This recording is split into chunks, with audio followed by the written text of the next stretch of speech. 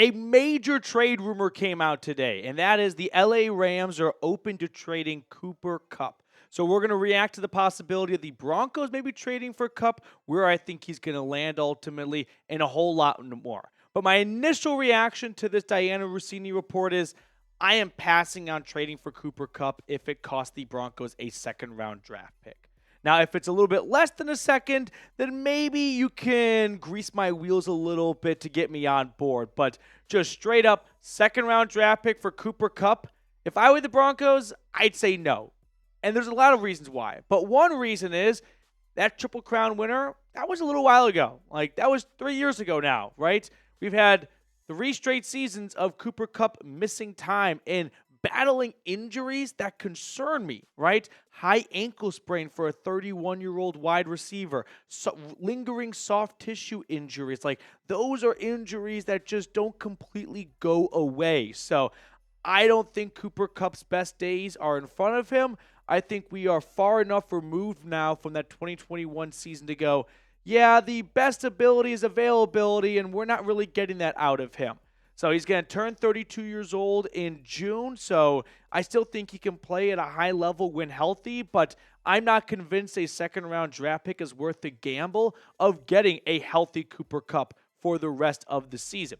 Plus, another reason why I'm not really on board with a second-rounder for Kupp is he is not very cheap. His base salary, which the Rams will be willing to eat some of to get a better draft pick, is still $15 million, so we're about halfway through the season, so any team trading for him would take on about $7 to $8 million, maybe less if the Rams ate some of that, but then you'd be giving up a better draft pick, so kind of weigh your pros and cons a little bit. Plus, he has 2 more years on his contract beyond this season. They're not cheap seasons either, although the guaranteed money will run out for the most part after 2025. So I would look at trading for Cooper Kupp as a 1.5-year acquisition. He's probably going to be wherever he goes for the rest of the season, of course, and then 1 more year beyond that at a minimum.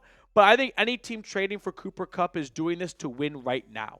I'm not interested in giving up a second-round draft pick so Bo Nix can get a better receiver to help him develop. That's just too big of an asking price for Nix's development. The Broncos have already made investments in the wide receiver room for that purpose. They signed Josh Reynolds. They've drafted Troy Franklin. They drafted Devon Vele. No, those guys don't hold a candlestick to Cooper Kupp, but those are resources already used to try and bring the best out of Nix.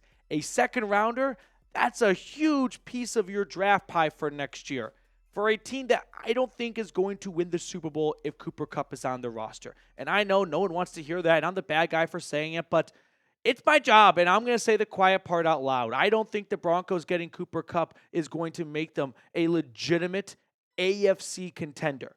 Could it get them in the playoffs? Sure, but the Broncos are already in the playoffs right now. They're the 7th seed. The playoffs started today. So I don't think Cooper Kupp is in dire need for Denver to even make the playoffs. Could he help them win a playoff game? Yeah, potentially, right? Maybe a couple house calls, something like that. Another DT play in overtime. But is Cooper Kupp going to be the guy that gets them to New Orleans in February? I'm sorry. I don't believe so. And if they trade for Cooper Kupp, I want to be wrong, but I think a second-round draft pick is a very steep price to pay if you don't believe he is the missing and final piece for making a true Super Bowl run. And if a team out there feels like Kupp is that final piece, then by all means, they should go and do that. Now, I'll talk about what teams those could be in just a second here, but what do you think about this trade? Would you do it? Give me an A for accept or D for decline down below in the comment section. I would just stick it out for the rest of the 2024 season with your current receiving core. For starters, they've actually somewhat pleasantly surprised me in a good way. I mean, Lil Jordan Humphrey has made some really big plays with the ball in his hands. Josh Reynolds, unfortunately, has had a couple of injuries flare up, but he's still been a productive receiver. Although Sutton did not get a single target in the Saints game, they didn't really need him all that much given all of their efficiency on the ground. And he had 2 touchdowns in the last 3 games, or 2 touchdowns out of the 3 last games going into Thursday Night Football. So I would just stick it out with this current receiving core. You're developing 2 rookies in Troy Franklin and Devon Vele, trying to maybe get a role for Marvin Mims going. To me, I just like to stay the course here. If you want to bring in another receiver, okay. I'm not going to be too bothered by it, but I don't want to give up a second-round draft pick. I just think that pick is too valuable if you are not going to go all the way. Like when the Rams made a move for Von Miller, cost him a second and a third. That was a great trade for both sides. It got the Rams a Super Bowl ring, and it got the Broncos some more draft picks to work with when they were very shorthanded after, or soon to be, after trading for Russell Wilson. So I like to just stay the course here. Now, where could Cooper Kupp end up? A couple of teams pop in my head right now. Sadly, the first one is the Kansas City Chiefs. That one screams real possibility, although the Chiefs are very stingy with midseason acquisitions. They like to bring guys in that they have familiarity with. Not quite sure if they feel like Kupp would be a good schematic fit for what they're trying to do. Another team is the Pittsburgh Steelers. They've been really searching for a receiver heavily for a long time. Maybe they finally make a bold enough move to acquire one. So those are two teams that really surface to the top of potential destinations for Kupp. Now, if we want to look beyond just 2024, because if you trade for Kupp, it's not only about this season. He's under contract for 2 more years beyond this year. But I could counter with, save your second-round draft pick and go sign one of these players. I'd rather have T. Higgins for the next 4 years than Cooper Kupp. I'd probably rather have Stefon Diggs for the next 4 years rather than Cooper Kupp. And it's mostly just because of Cooper Kupp's age and his lack of availability over the last 3 seasons with reoccurring soft tissue injuries. There are some really good free agent receivers that I think are destined to be free agents, like Amari Cooper, unless he really balls out in Buffalo. He's probably going to hit the open market for the first time in his career. We'll see what the Bucs do with Godwin after his injury. Brandin Cooks, Diontae Johnson, DeAndre Hopkins, those guys don't strike me as locks to come back to their current teams. Same with Mike Williams. Who knows with Marquise Brown? But yeah, if you want to find a veteran receiver for beyond just this year, you can do that in free agency and still have a second-round draft pick. So save the second and then go sign one of those veterans. Like T. Higgins, who there is no chance that he is going to return to Cincinnati. They are the poorest franchise in the National Football League. The Brown family has no source of income really outside of the Bengals. And if you don't believe me, go look up when the Bengals were selling TVs half off just to get some cash to try and meet payroll, or when they finally picked up a naming sponsor for their stadium just to get enough money in their books to give Joe Burrow all of his guaranteed money. So I'd rather just save second and go ball out with T. Higgins in free agency. The Broncos have tons of cap space next year. That to me seems like a much smarter play.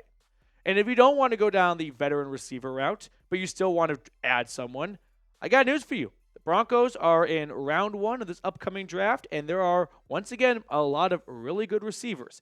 Now, I don't think it's as good as last year's receiving class, where you had Marvin Harrison Jr., Malik Neighbors, and Rome Odunze all go top 10. And if they were all in different classes, they all may be the first receiver taken. That's just how talented all 3 of those guys were. But looking over Mel Kiper's very early big board, one name that jumps out to me of a good receiver that could be still available when Denver gets on the clock is Luther Burden III out of Mizzou, former 5-star recruit for the Tigers. He was an impact player pretty quickly in Columbia, and then in year 2 and now year 3, he has really balled out. He's 5'11", about 210-ish pounds. Colleges love to kind of fidget a little bit with the height and weight, but he is an explosive player with the ball in his hands. He's got great speed. Look at what he did in his second year with Mizzou and Columbia. 1,200 yards, 9 touchdowns. This year, the numbers aren't quite as good, but I think this also just serves as a good reminder to never form an entire opinion on a prospect based on their college stats.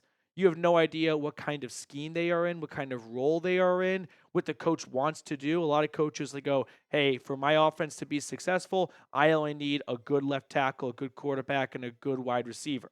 Well, if you're a good tight end, they're not going to get a whole lot of looks because that's not the way that offense runs. So Luther Burden, to me, looks like a really good candidate to be available when the Broncos are on the clock, hopefully not too early in round 1, but also still be a really good prospect. So let me know what position you think Denver should draft in round 1.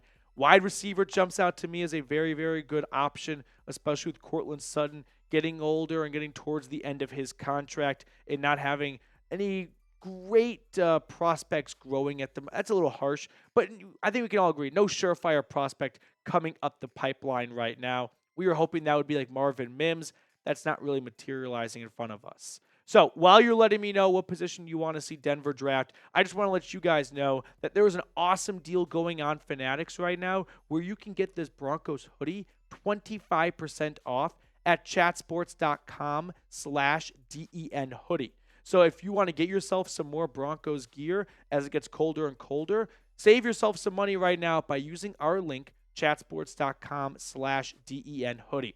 I put all that information in the comments and description of today's video. All right, that's going to do it for us on our episode. I hope you guys really enjoyed it. If you did, give me a like, subscribe. Let me a comment, let me know what feedback you might have, things like that. Always trying to do my best and give you guys the best content possible. I appreciate everyone for watching. Enjoy the rest of your Tuesday, and I'll catch you all tomorrow.